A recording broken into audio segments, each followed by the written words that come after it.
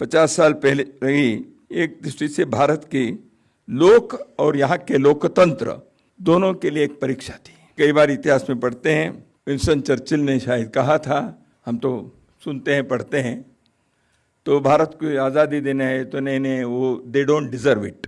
क्यों? तो वो बात में ऐसे है वैसे है, उनको ये फ्रीडम डेमोक्रेसी इसके लिए वो इतने मैच्योर्ड नहीं है भारत के लोग, ऐसे विंस्टन चर्चिल ने कहा था, ऐसे हम सुनते हैं। तो इसलिए एक परीक्षा थी, हम डिजर्व करते हैं कि नहीं करते। हम देखें तो देश 50 में गणतंत्र बना, 75 में इमरजेंसी लगी, 25 साल हुए थे। इस देश के सामने लोकतंत्र के संविधान के संदर्भ में एक परीक्षा का काल आया।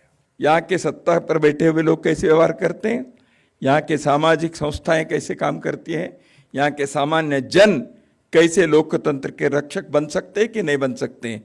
तो एक देश के सामने एक चुनौतीपूर्ण घड़ी जब आई, उस समय इस देश के नौजवानों ने, इस देश के सामाजिक चेतना ने, इस देश के देशप्रेमी लोगों ने, इस देश के लोकतंत्र के रक्षकों ने इस परीक्षा में अद्भुत ढंग से पास होकर उन्हें क्या ये संभव नहीं है।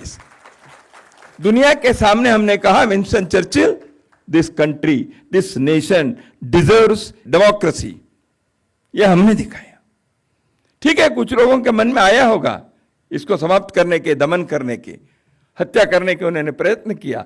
जैसे अभी राय साहब ने कहा, उस फांसी के खंभे से उठाने का काम इस देश के लोगों ने किया, बलिदान दिए, कष्ट सहन किया, चुनौती को स्वीकारा, जिंदगी बर्बाद हुई।